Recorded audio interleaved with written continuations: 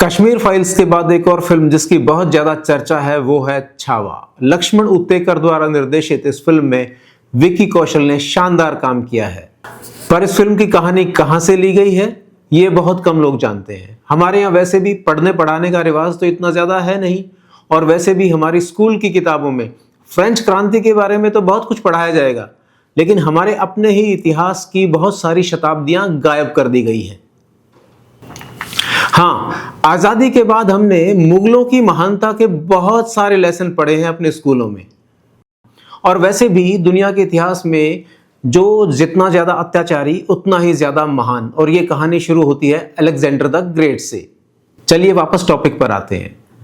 मराठी के प्रसिद्ध उपन्यासकार शिवाजी सावंत ने बरसों पहले संभाजी के जीवन पर एक उपन्यास लिखा था छावा, जो पहली बार 1980 में प्रकाशित हुआ, और वो उपन्यास मैं आपको दिखा रहा हूं। ये है वो उपन्यास जिसको मैंने सन 2003 में पहली बार पढ़ा था।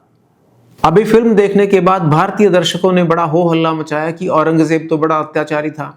जिन लोगों ने भी इस किताब को पढ़ा है वो मानेंगे कि जो कुछ फिल्म में दिखाया गया है वो तो बहुत ही कम है। जिस व्यक्ति ने अपने ही भाई को कत्ल करके उसका सर थाली में सजा के अपने बाप के पास भेजा होगा, वो काफिरों के साथ क्या करेगा आप सोच लीजिए। जिसने हजारों काफिरों को मरवाया हो, सैकड़ों हिंदू मंदिरों को तोड़ा हो, उस इतिहास का एक छोटा सा हिस्सा देखकर आप इतना परेशान हो गए। एक्चुअली जब तक हमारे यहाँ फिल्में नहीं बनती हैं हमें पता ही नहीं चलता है कि हमारा इतिहास क्या था। कश्मीर नरसंहार की घटना तो 40, 45 या 50 साल पुरानी है। वो भी तब हमें पता चली या हमने उसके बारे में जाना जब उसके ऊपर एक फिल्म कश्मीर फाइल्स बनी, और तब हमारी संवेदना जागी। संभाजी की मृत्यु 1689 ईस्वी में हुई थी, और उससे भी 14 साल पहले यानी कि 1675 ईस्वी में गुरु तेग बहादुर जी और उनके साथियों को जिस तरीके से औरंगजेब ने कत्ल करवाया था, उस पर भी जब तक फिल्म नहीं बनेगी हमारी आंखों में पानी नहीं आएगा।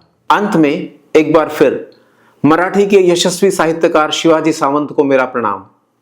इन्होंने छावा के अलावा युगंधर और मृत्युंजय भी लिखी है, और आप इन दोनों किताबों को भी पढ़ सकते हैं।